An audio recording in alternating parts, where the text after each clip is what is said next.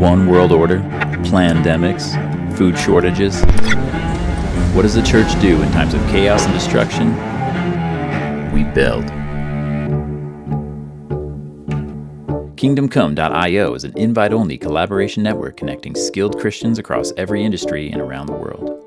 Join a private network of unashamedly Christian founders and engineers, investors and lawyers, artists and farmers, anyone with the skill to share and faith like a mustard seed, collaborating on side projects and new businesses that conquer the world for Christ.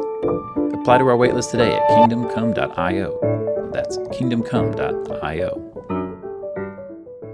While God created the world, the morning stars sang together. After God delivered Israel through the Red Sea, Moses and Miriam led the people in singing. God destroyed Israel's enemies under King Jehoshaphat, while the choir sang. When Jesus was born, the angels sang, and before going to the cross, he sang. God rejoices over us with singing, and one of the only things we know for certain that everyone will be doing in heaven is singing. At New St. Andrews College, we understand that music is not an elective. It is central to our being and identity. We endeavor to train all our students in a joyful and robust musical literacy that will help them shape culture in a Christ-like direction wherever they go. Additionally, we offer the Certificate of Music in conjunction with our bachelor's degree in liberal arts and culture for students who desire extra music training beyond the regular music courses they will take as a part of the core curriculum. In the certificate program, you won't simply appreciate music or listen to it or talk about it. You will do music.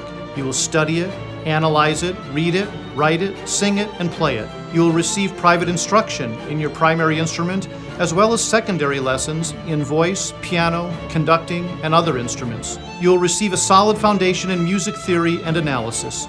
You will study music history, church music, and music pedagogy. And when you graduate, you will leave with the ability to sing, play, understand, and steward music in whatever church or community you plant yourself. I'm Dr. David Erb, and this is the Certificate of Music at New St. Andrews College.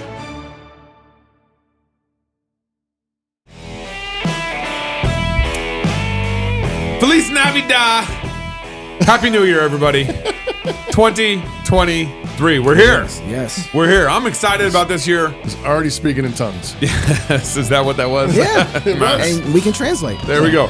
Pastor Toby, Chalk Knox, I'm the Water Boy, and it's good to be with you. This is our first show of 2023. So, this new year, join our mission. Start here. Fight against an evil culture through print media. This is your New Year's resolution, by the way. Am I going to read the ad? No, I don't know. I'm waiting to see. Yeah. What's going to happen in 2023? Fight against an evil culture through print media with our Fight, Laugh, Feast magazine. By using this form of media, we can continue to spread the good news of the rowdy Christian lifestyle. Oh, really? That's what we're going to do? While tech giants try to shut down our avenues to deliver the truth to you, They haven't yet stopped the United States Postal Service. We want to deliver theologically driven cultural commentary from faithful and heavy-hitting authors right to your door. Psalms to sing, recipes for feasting, humor to encourage, belly laughs, all to the glory of God. Sign up your church, your grumpy uncle, the new pope. The new pope? He's been the pope for a while. Yeah. Elon Musk. He feels new though. He feels really old and liberal. and your kids, even if they're not baptized, they can get a subscription too. Platinum Club members, you get a magazine subscription for free. Yes. So if you're not a club member yet, sign up today. 4 issues, $60 per year. Unless you're a Platinum Club member, then it's free. That's it. Go to fightlaughfeast.com right now and get your subscription to the Fight Laugh Feast magazine. This being the first show of the year, We're going to talk about the conference. Well, the conference. Oh man, I just signed. We already talked about this. Encounter. We signed the official building lease for the Ark Encounter for October. Yeah, and it's the dates are 11th through the 14th. Oh yeah, because we're actually starting Beer and Psalms on Wednesday night this year. And we'll explain that later, but just pen that. Okay, 11th through the 14th. 11th through the 14th. One more day. October. One more evening. One more evening. Yeah. 11th through the 14th. So because we're going to have time in there for actually going to the Ark Encounter and the Creation Museum. And the Creation Museum and all that stuff. Wow. So tickets go on sale. And the next, we're hoping January 15th. We just got to work out a couple details because we're also going to be selling discounted tickets to the Ark Encounter as part of everything. So we just got to work out I kind think of you the just need to make technology this your behind it. family vacation for the summer. Oh man, I think for that's the October. For the October. I mean, Yeah. save it for the summer. Yeah. What you normally do after summer, save it for October. Well, I Say tell it's a family you, vacation. my family, we don't like to go anywhere during the summer and vacation. We love our house because everybody's already going. You know, we love the weather up here in Idaho. October is We love- the new summer. That's right. That's right. That's right. Why not? So this being the first show of the year in 2023, we wanted to take this opportunity, take this show to kind of review what were the top news articles or top news events of 2022. The top. That Yeah. we covered, because it's probably, we We covered make a the lot. news. I mean, News we stories. What we cover gets to the top. For real. Yes, of your For heart. real. We haven't trended on Twitter once this year, but we get there. They're trending. We're trending underneath the trending. Yeah. You just can't see it. And so some notable mentions. Then we're going to get into the top 10. Okay, some notable mentions. Just all right? for the record, I Wait, wasn't here for this list. We have so this 16 of the top 10, and you couldn't fit them all on there, and so it's like you had to narrow down. And this is the hardest thing. Yeah, You cover stories. You're like, oh, this one was so good, and Yeah. nobody really cares. So there's we want to go from kind of 11 to 16 and go through those first. Yeah. So kind of the notable mentions here. Okay. The first one was the student debt relief.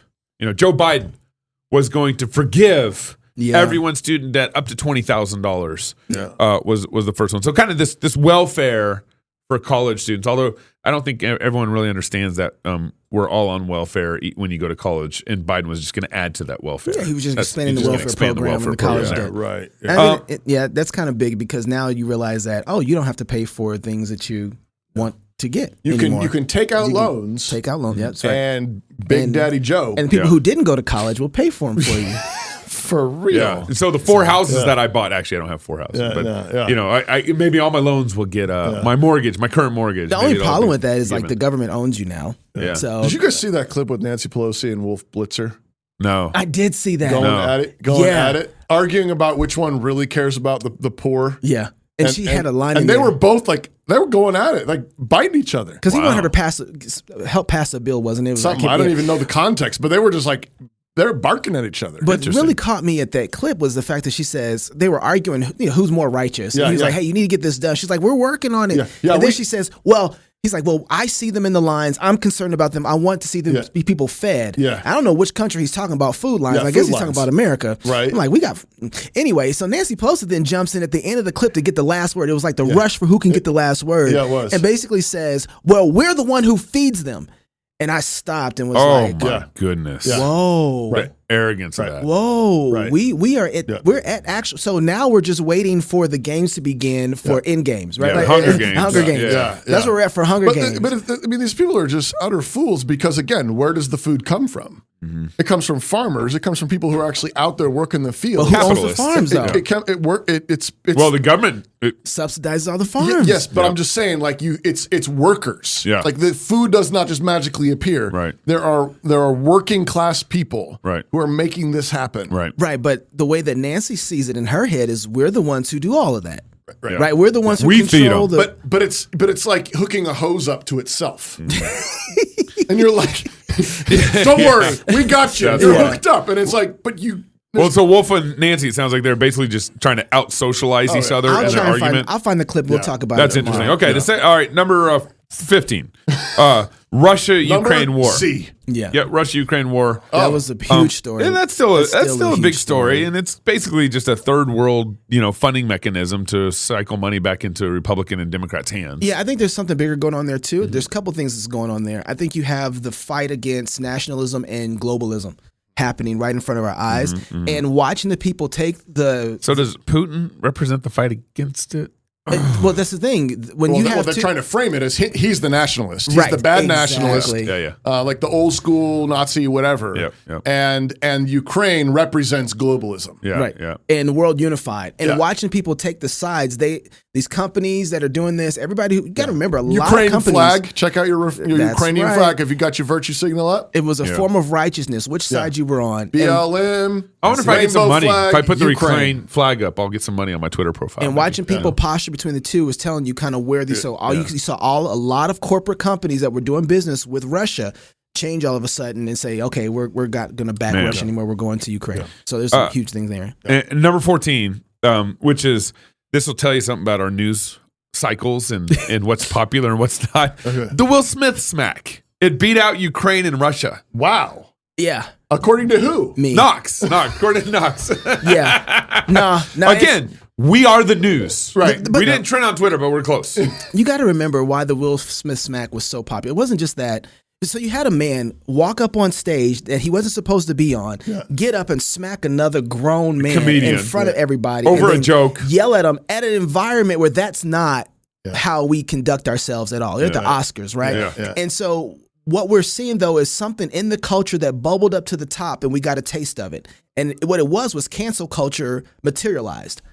When Will Smith is able to get up and do what he did, he's canceling Chris Rock because he doesn't like what he said. He can't handle it. He can't deal with it. Yeah. He can't have a conversation. Except he kind of canceled himself. He did get canceled. Right, but it was because people had a taste of something that they don't. That's what people, I see what you're saying. Yeah. So Will Smith was canceling Chris. Right. But of course. But it didn't work. It didn't. And the culture tasting was like, whoa, we don't like that. But yet they were inept to handle it in the moment. Right. Yeah. They had to step back and work out weeks of what do we do? How do we engage this? Yeah. Right. Why don't we like it? Well, this is a taste of your own medicine. Right. And they got it in front stage in front of everybody. The Oscars. And nobody knew what to do with it for a while. And the culture said, oh, we think it's a game. Right. Which tells you that we don't have the gumption to read the situation and then to engage in the moment either. Right. Everybody's reflexes were slow. Yeah. We didn't have any real moral reflexes, even watching it in post. Slow with it. And I just think that was a big moment that says a lot about American culture and even the news cycle at that time. Right. I was trying to Babylon Bee did another article on Will Smith recently. I forget what it was, so I'm going to ruin it. So I'm not going to say it. Let's go to article number 13. I like. I might come back around. For sharing. Yeah. The death of the Queen. Yes. The death of an era. Yeah. Queen Elizabeth II. And we actually got a helpful video. This will help contextualize to America. Oh no. Who the Queen is. This doesn't look promising. Girl, the Queen is dead. Queen Latifah? No. Beyonce? No. Janet? No. Mary J? No. Lauryn Hill? No. Toni Braxton? No. Diana Ross? No. Tracy Ellis Ross? No. Monica? No. Brandy? No. Maya? No. Missy? No. The Spice Girl? No. Alicia? No. Ashanti? No. Mariah? No. Girl, the Queen of England. Adele? No. Who the hell are they talking about then? Oh man. What? The Spice Girl? The Spice Girl. That was a good one. Yeah. But I think that probably true to encapsulates American. the whole thing about the death of the Queen, the death of an era, the death of a generation that has no idea. She forgot like the band. But I think what's important to note there, we talked about this before. Peter Hitchens is kind of waiting to see. So we asked Peter Hitchens on the show, hey, do you think the Queen is kind of representative of the final nail in the Christian coffin in Great Britain? Yeah. And he said, I'm still waiting to see that. I want to see what Prince or King Charles does at his inauguration. Yeah, I didn't read it in detail, but saw some commentary on King Charles's Christmas Day speech. Okay. So it's customary for the British monarch to give a Christmas Day address. Okay. And the commentary I saw on it though said that it was already markedly less Christian. Yeah. It was far more there's some God words still sprinkled in it and season and that kind of thing, but more of a humanistic spin on Christmas as opposed to Queen Elizabeth, who was by all accounts a relatively devout Christian. Yeah. And I think I know we have a different system here in America, but the hierarchical structure of things are kind of just gone. That's what this generation doesn't say. Yeah, well, not just Britain. I think America too. I mean, there was a time where we knew the relationship between America and Britain, what it was, and what we were running from, and what we didn't want, and the fact that we don't understand America and how it's built in relationship to England. When she's talking about the Queen, she doesn't know who she's talking about. I mean, she doesn't know where she is in time and space and history and where they're at. They're dislodged in reality, and the things that the privileges they're enjoying. She should know who the Queen is because she should know what it is that America was built on, the foundations they were built on, and why it was built that way. Yeah. And so, not knowing who the Queen is means you don't know where you are and who you are in that relationship. You know. Number 12. Okay, so still notable articles here. Kirk Cameron Pastor Story Hour. So I think it's relatively recent, but yes. But the reason why I didn't want to know how to place this one on the top 10 because I think one of the more offensive things that happened last year was Michael Foster with Pastor Story Hour and Kirk Cameron's Library Story Hour with his book that he wrote. I don't know of a more offensive attack culturally that happened than that. Right. I think everything else in one way was reflexive or responsive. And Gabe made a good point. Like, this is too. But it wasn't complaining about it. It was just we're going to go do something. Yeah, right. We're going to go and try and make them respond to us. Reality for these people and reading godly books, good books, in libraries. If we have the opportunity, why wouldn't we do it? But Kirk's was different because he made them jump now. So he made them respond. He made all these, 50 to 60 libraries. Who rejected him. And he used it just like Facebook when they wouldn't let his video get out and he took a picture with tape over his mouth. It blew up. This is that move again. I believe that he knew that they were not going to let him in there. And so he's like, you know what? Yeah. The same trap that you're trying to build for me, you're going to fall into it. And he used, and it was a great play. And I think we need to find more plays like that. So why this fits really in the top 10, it kind of doesn't, but I think it's one of the greater, it's outside of the 10 because of what it does. Okay. Number 11. And I think there's a lot more. I think this should be in the top 10, Gabe. It should be, especially in terms of things we need to deal with over the next coming years. The Rubenization of the Republican Party. What? You didn't put this in the top 10? No. Yeah, I know, right? No, I know. See? I know. That's why you're here. So, Pastor, you can rearrange the list. You're the only person. I am. Me and Gabe, he's the only person that can. You're the only person. Yeah, we can't touch it. It's done for us. The Rubenization of the Republican Party, and basically what we mean by that is kind of the homosexual acceptance and influence in the Republican Party. Now, if you remember, just literally it was 3 weeks ago? I think you should just combine this with number 7. Yeah, well that's what I was going to wait. Failure of the red wave. Yeah. Well, I was thinking number 8, actually. I don't know. Maybe that too. But I mean, gay republicanism isn't going to win anything. No, it's not. Good point. But they all believe it. A lot of Republicans believe it. So Trump, just 3 or 4 weeks ago, threw a big party for the log cabin Republicans at Mar-a-Lago. Did you see his tweet about blaming the pro-life movement for the loss of the two? I want to talk about that's gay. Yeah, that's right. I mean, that's one of the gayest things Trump's ever said. Yeah, he's seeing some of the fight that the Republicans who are soft saw, and that being very hardcore, having no restrictions on no exceptions for abortion is not going to play well publicly. He sees that rightly, right? But he doesn't understand that that's the fight that we need to fight. And that's I think he sees. Look, the Democrats saw that's going to be their trap because they don't have the numbers. I think the Democrats saw that's why they kept hitting it. They don't want any exceptions for abortion. That's all you heard all the time, and they were playing to that gooey middle. Yeah. And Trump, he's seeing that in some sense properly. But the reason why I think. Maybe we wouldn't have the numbers anyways. Right. But I would say we certainly don't have the numbers because we have spineless when you talk like that. Republicans. My point is to take the fact that and say there's a reason for this. Right? There's no exceptions at all when it comes to slavery either. Right. Which goes back to this. But this is the Rubenization of the Republican Party. This is right. Yeah. That's right. But I don't think this is 11. I think this is higher up. And, I mean, that was a preview for 7. We got to reclaim the definition that Jesus is the foundation of all conservatism. We can't have a Christless conservatism. Well, yeah, and that means Genesis to Revelation. That means all male and female in the image of God. That's right. Yeah. One man, one woman, wife. one time. No chest freezers full of breast milk. Right. All out. Right. No buying and selling wombs and eggs and all the rest of it. All right, number 10. So getting into kind of the actual top 10 list. We start off number 10 with the Uvalde police shooting. That was and that was pretty momentous this last year. Not police shooting. Yeah. Uvalde school shooting. School shooting. Yeah. But I think why that shooting was particularly egregious, and you've seen this a little bit in other shootings, where the officers were so slow to respond. Yeah. We kind of are starting to see the people who are responsible.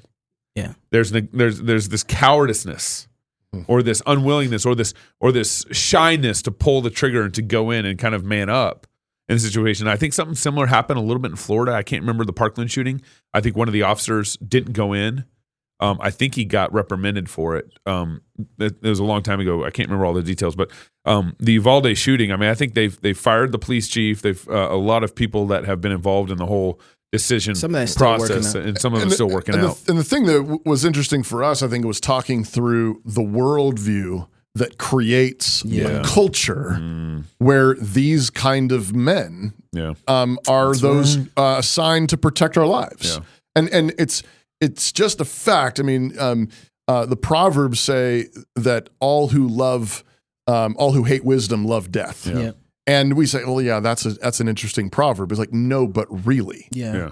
When you hate wisdom, when you hate God's wisdom and God's word, it makes people into fools and cowards. Yeah. It does that. Yep. And you end up with incompetent and incapable police forces and military and so on, and lives are at stake. I mean, we're talking about real time consequences of a pagan worldview. Yeah. You got to remember, we saw parents who were willing to put on body armor themselves to rush in to save their own kids. That's right. Right. Now, when they have people who they give up money to do that for them. Right. And I think ultimately from that too was a breakdown of leadership. Like that was the number one thing running through that, which, you're supposed to be the one who thinks through these things, who operates under, say, what if this happens? How do we operate? How do we move? And then you plan and you practice and you rehearse those things. And it made me say, okay, do we think through those type of things as well? But that requires men who take responsibility. That's right. And responsibility is you only get that in a covenantal worldview. That's right. I mean, that's who's in charge. Yeah, right. Hierarchical. A covenantal worldview recognizes that there are heads of covenants who have bodies that they're responsible for. A husband is the head of his wife and his family, responsible. And God looks down upon him and holds him responsible for the care of his family. Pastors are covenantal heads of their churches with the elder board. Magistrates and officers and police chiefs are covenant heads that are responsible under God for those people under them.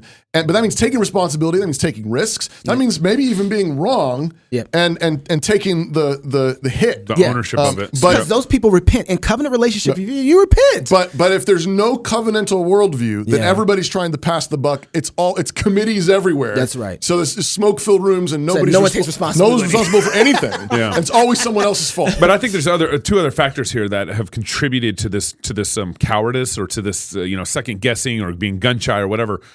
One is the politics of truth. Like, we don't even know what a man is anymore. We don't know what a woman is anymore. The twisting of the truth. George Floyd, hands up, don't shoot, was never a thing. Right. That was spun. Yep. The cop immediately in George Floyd's situation was, he was vindicated. But I think that's all of those that's just excuses. Michael Brown, hands up, don't shoot. Hands up, don't shoot. And then the George Floyd, I think there's definitely excuses in there. But then you have the advent of social media. Something that live video, live coverage, where it's making people very gun shy or very against or not wanting to take risks, because they know immediately what they do could be publicized online and spun. Right. And spun. That's the issue. But that is because they have rejected a covenantal worldview, and nobody will take responsibility. And so it's Adam in the garden. It's the woman you gave me. Yeah. That's right. It's the school I grew up in. It's the family I grew up in. It's the abuse I received. It's the way I was treated. I didn't have a dad. It's all these excuses, but it's rather than saying you're right. I allowed this to happen on my watch and taking responsibility. Forgive me, I was wrong. And so it's excuses which turns into lies. Because that's what Adam's doing. He's lying right there. He's saying it's the woman you gave me. Yeah. It's lying. And why are they lying? Yeah, because they're afraid to take the hit. Yeah. Right. Because Adam was afraid to die. But when you cut covenant, you sign up to take the hit. That's right.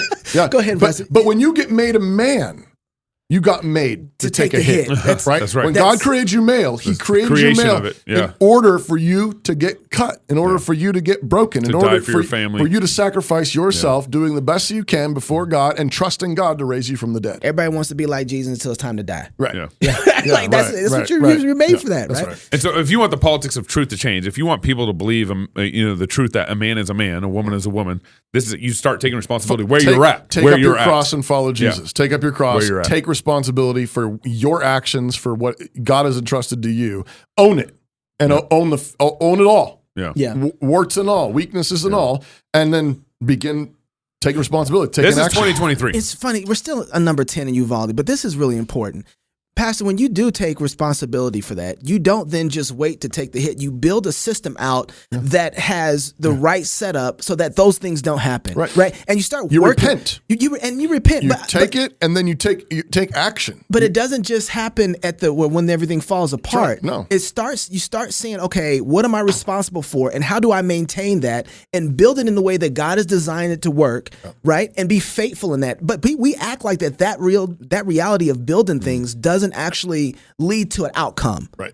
But if you don't take responsibility, not just to take the hit, but to build it in a way that it is faithful and obedient to the way God's designed the thing to be, right? Then it has a different outcome too. Right. And so then if you make a mistake in that type of setup, it's like, oh, I missed that. You're right. My bad. Let me repent of that. Now, if you're working and you're not taking responsibility over somebody else's system, then when you get in a position of leadership, you don't actually start rebuilding the whole thing the way it's supposed to go. Right. And then you're just sitting there waiting to take a hit. That's not how it's designed to be either. And all of this is reflective of the second greatest commandment, which is love your neighbor as yourself. Yeah. Love your wife as your own body. Love your children as yourself. And you see this. I mean, you don't feel good because you didn't eat good food or something like that, or you haven't been exercising. You've been sitting in front of a TV watching, and eating popcorn all day long or whatever it is. Yeah. And what do? Well, you should make different choices. You say, I'm gonna stop doing that. I'm gonna start exercising. I'm gonna go back I'm gonna get to work. I'm gonna eat healthy. And you make those choices, and it affects how you're doing. Yeah. And God says, love your neighbor as yourself. Yeah. Love your wife as your own body. So start making changes. Right. Take full responsibility of the whole situation. But recognize that your love and your leadership is effective. It's efficacious. That's right. And it actually makes a home better. It makes a community better. It makes a family better. Why don't we go to number 9 after Pastor Toby does, because we kind of stayed a lot on 10. Okay. Not so long ago, the American dream was alive and well. Employees who worked hard were rewarded, and employers looked for people who could do the job, not for people who had the right political views. Redballoon.work is a job site designed to get us back to what made American businesses successful: free speech, hard work, and having fun. If you're a free speech employer who wants to hire employees who focus on their work and not identity politics, then post a job on redballoon.work. If you're an employee who is being censored at work or is being forced to comply with the current zeitgeist, post your resume on redballoon.work and look for a new job. Redballoon.work, the job site where free speech is still alive. www.redballoon.work. I think Red Balloon's going to be super important this year. It is. Mm-hmm. Yep. Number nine. Number 9. Ideological subversion. You remember we had Bezmenov. Yuri Bezmenov. We had him on the show. From we literally had him on the show from 84. 1984. Orwell. He talked what else happened in 84? The 4 things that he said we were basically in a Cold War. And he talked about the demoralization of the culture, the 4 things of ideological subversion: demoralization, destabilization, creating a crisis, and then normalization. Right. And when I thought about, and what part of what his demoralization was just the subversion of storytelling in American culture to make you, to break down the structures you were talking about, husbands and wives and children, hierarchical structures, and to get you to doubt the realities of, the way God made the world. The way God made the world. Heroes, men, knights, princesses need to be rescued. Dragons need to be slain. Yeah. All those things. And so they did that through a form of storytelling so that your moral compass would be corrupted. And when you realize that you're at war like that, it makes you think differently. Because when you see bullets coming at you, you load up your ammo and you get ready. You learn how to be offensive. When we think about war, we don't think about, people are attacking us through the content that we're ingesting. we're at war. Yeah. I mean, real war. So then our fight needs to be adjusted on how we calculate, well, what is this? What's the ideas behind it? And how do we make things that encourage people and fight the Cold War the other way around? So I thought Yuri Bezmenov was huge for us last year. Yeah. I'm forgetting the Bible verse, but where basically, I think it was in Jude maybe, where we need to be aware of Satan's tactics and we need to fight them. We need to be engaged against the principalities and powers, and we need to be active in that. And so we should know their strategies. We should know their ideology and their philosophy of the place the devil's trying to run on us, right? And all that. Number eight. This is a big one. We gave Matt Walsh Journalist of the Year, which he later rejected from us. 2 days later. No, 2 he days rejected. later. He just don't like us. No, he didn't know. That's the best. That's the best spin on it. He didn't know. Sure, had he known. But what is a woman? Yeah, I think this is one of the most important. I think this is probably the most important documentary this last year. Hands given down. the context of our culture, what's Hands going down. on, what is a woman? It was amazing in that documentary to watch Matt go around and ask people, what is a woman? Yeah. And just the inability for people to respond with a coherent answer. Right. I think to me it was He just should have interviewed Sharon. I I don't know if you all caught that Christmas special with the wives. he would have cut her clip from the film. And the only reason why was because the doc was She said God, didn't that. she? Well, there you go. Oh Yeah. man. Yeah. So I think though there was his doc is representative of the full all-out attack against women. And the couple of things I got here was that the draft that almost passed, and nobody really talked about it. Nobody really talked about the fact we talked about it. Right. that there was they almost passed a draft The for Senate women. and Congress. Yeah. So And over my dead body. it went to Congress, and it was passed in Congress 20-6. Then it went back to the House and fell there. So it almost passed, but the fact that we almost had a draft for our daughters is insane. Drag Queen Story Hour is blowing up like crazy. That's nothing but an assault on women. You see how they dress? That's drag for women, or blackface for women. Then the abortion issue was massive. Trans sports everywhere. And then the idea that somebody said, I have 2 industrial freezers of breast milk in my garage, and no one really flinched at that. Right. On the Daily Wire. On the Daily Wire, by the way. And that was the Jordan Peterson interview, wasn't it? Thoughtfully stroked his beard. Yeah. Yes. Very Interesting. Very I want to interesting. say this. Probably my favorite thing from last year that we did was not us. It was Jeff Schaefer, who actually did a full breakdown. It was the phenomenal of that interview. Of Jordan Peterson interviewing Dave Rubin. If you missed it, It's on you the need to network. get it. 36 minutes of It's in the amazing. app and all that stuff, Share it. Number 7, the failure of the red wave But in enough November. about the Rubinization of the Republican Party. Yeah, I mean, I don't have much to say about 7. It just happened. It was Well. huge. It was a big news, and everybody misread it. Everybody misread it was just kind of like it's hard to read things when your elections aren't secure. In Arizona, in Pennsylvania. Oh, see, Gabe, why are you gonna do this? I'm not trying to spend a whole lot of time on this, but let me just say this. I think that we have we are getting the kind of information we want to hear. We're making the kind of information we want to hear, and we're not getting to the truth. This is what happens when you forget God and deny truth. You can't adjust or see anything, and you don't trust anybody anymore. Yeah. You get blind. We're becoming 100%.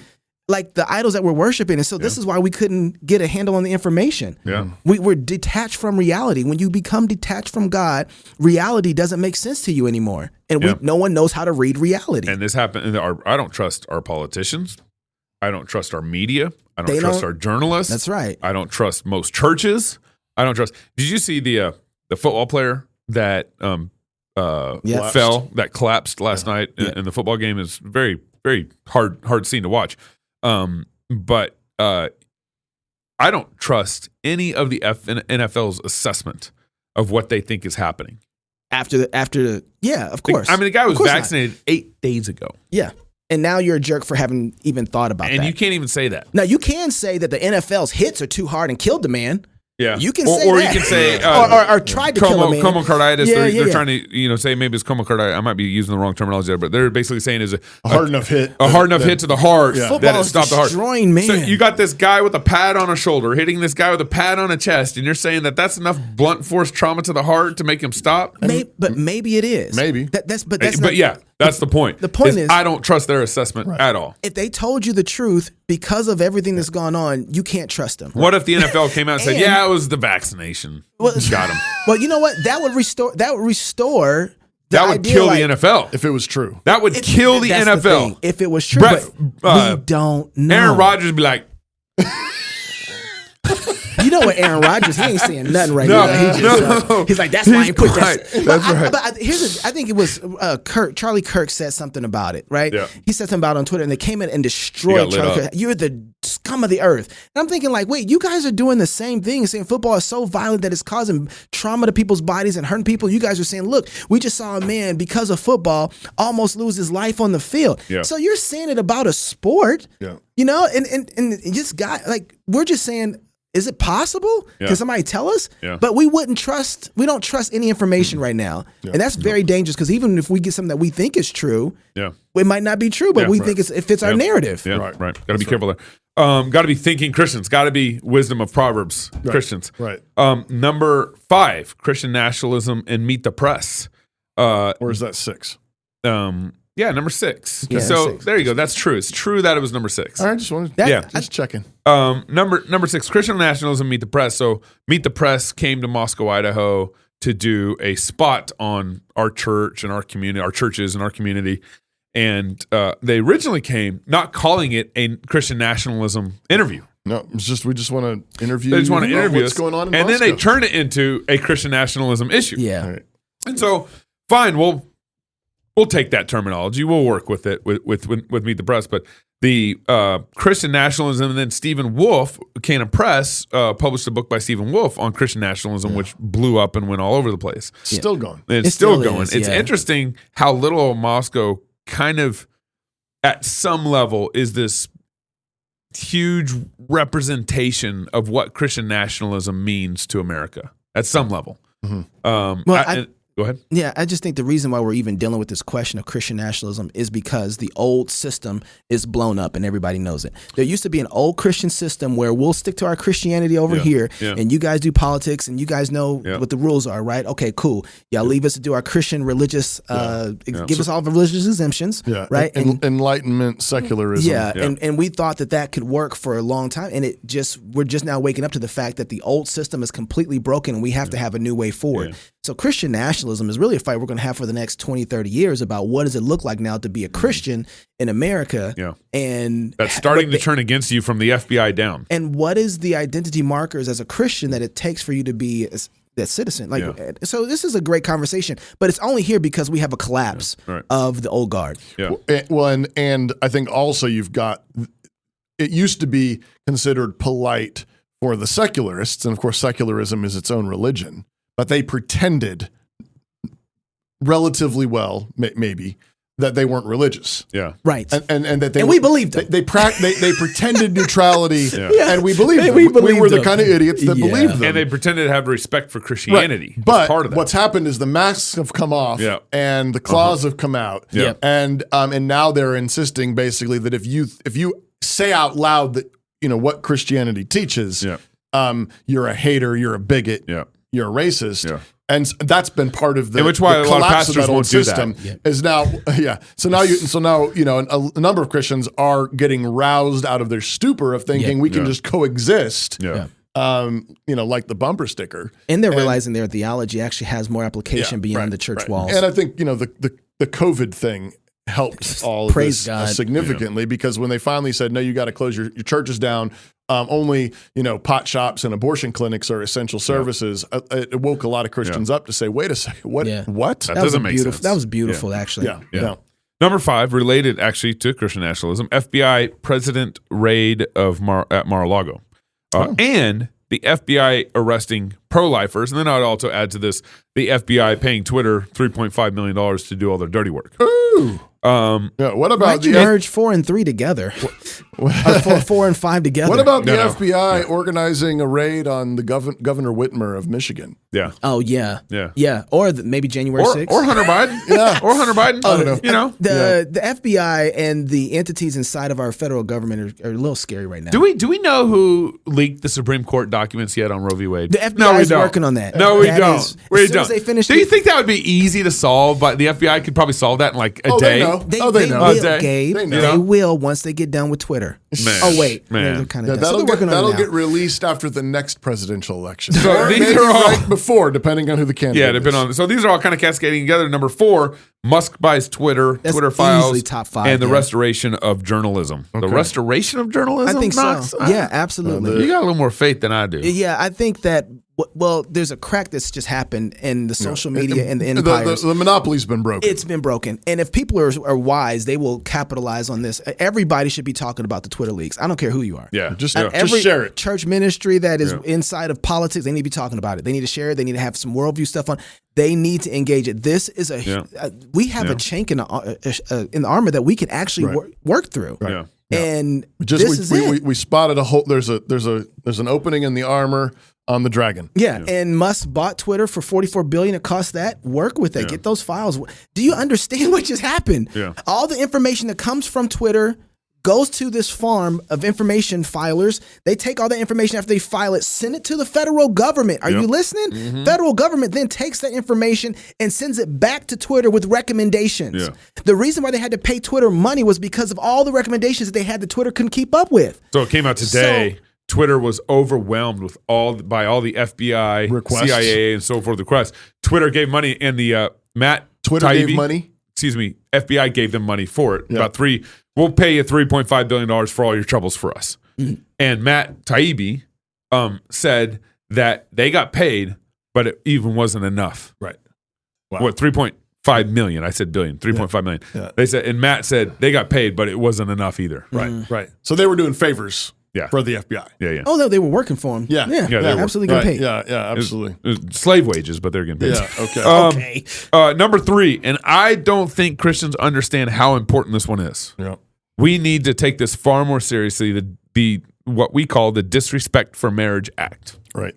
And the preceding bill that came from Canada, the C4 last January conversion bill. Right. And one of the differences between the C4 the Disrespect for Marriage Act is bad. Right. It is going to be the foundation. It's going to be the basis for the government to go after your churches, hands down, that are against gay marriage. And the C4, the difference between the C4 conversion bill and the Disrespect for Marriage Act, only the big difference is the C4 marriage bill actually has penalties clearly associated with the C4 conversion bill. Yes, correct. It actually has teeth on it. And that's a Canadian bill. That's the Canadian bill. The Disrespect for Marriage Act doesn't really have that yet. Right. But that is going to be, I mean, there's some in there, but that is going to be the basis for going after churches and creating penalties for churches. If you can argue the fact that you are not allowing somebody to have something that they feel like they should have or sell, you can they have some teeth for it. Yeah, so the one saving grace we have here right now is that we have a Supreme Court that would rule against the teeth on that. The discrimination inside of that is huge right now, so I don't know. Yep. And remember, they jammed in that bill. They put a jamming mechanism in that bill, said interracial marriage has to be recognized in all 50 states. Yeah, that was what they're saying. Yeah. So therefore, because which state was prohibiting interracial marriage? Yeah, right. That's why I'm saying what it is though is discrimination. See, that's what they're getting their tie in. That's where the teeth So therefore, are. you can't discriminate against homosexual marriage, which has to be recognized by all 50 states. So even if your state doesn't have homosexual marriage, you have to recognize it. That's what it's saying. Right, so that you can have teeth so they can apply discrimination acts against you. Right. That's right. Number two. I did my own drums. The collapse of the COVID narrative and the request for amnesty of the pandemic. Yeah. So was that the Atlanta article? It's right here. Yeah. It was from Emily Oster. Yeah. It was from The Atlantic. Atlantic, yeah. Let's declare a pandemic amnesty. Right. Let's focus on the future and fix the problems we still need to solve. Or you can repent. It seems like that headline was like a somebody putting their head just above the barricade to see what happened. Yeah, and I think she got covered in tomatoes.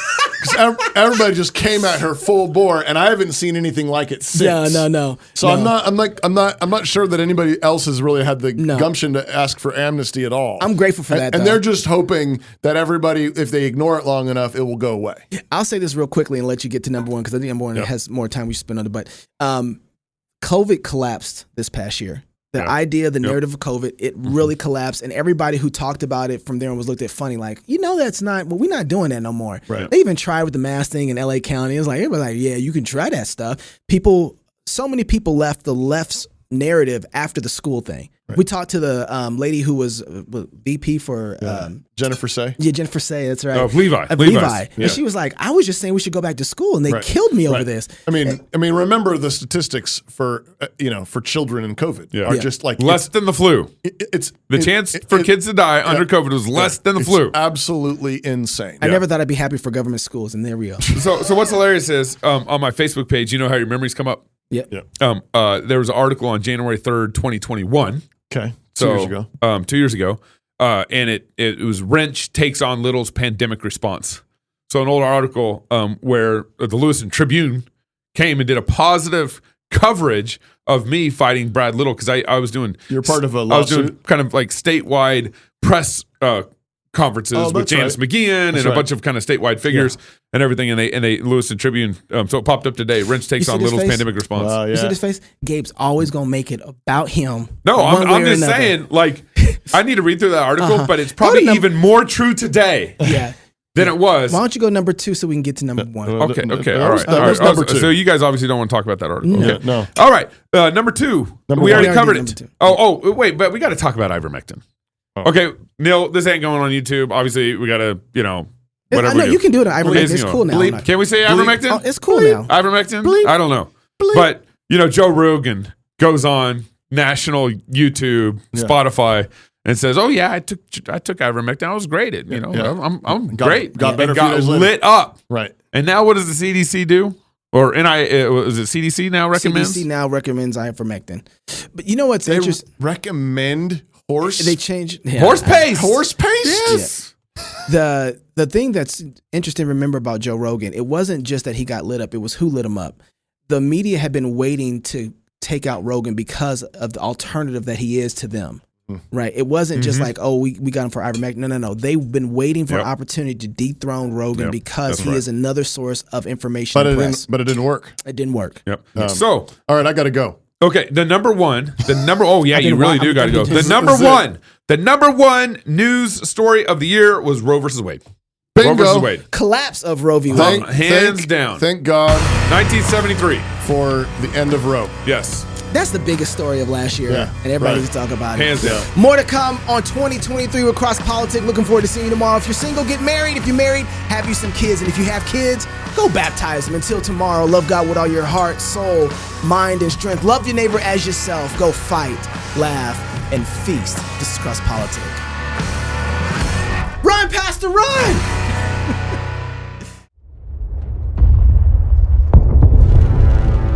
It is the duty of the free man to resist tyranny at every turn. Every man will either watch his freedom stripped away or take action to protect what he loves. Introducing the A3, the newest revolutionary body armor from Armored Republic. The A3 is the new standard for lightweight multi-hit body armor. A3 plates are incredibly light at 4.6 pounds. The patented design captures fragmentation while remaining multi-hit capable. The A3 will stop up to M80 ball, yet comes in at only 0.7 inches thick. The A3 is the thinnest NIJ .06 compliant or certified composite standalone plate that includes the drop test. The A3 is the first of its kind, patent pending, that combines an alloy strike face with polyethylene backing, revolutionizing body armor technology by providing strength and durability while remaining sleek and maneuverable. The A3 is the new standard in lightweight body armor. The fight against tyranny just got stronger.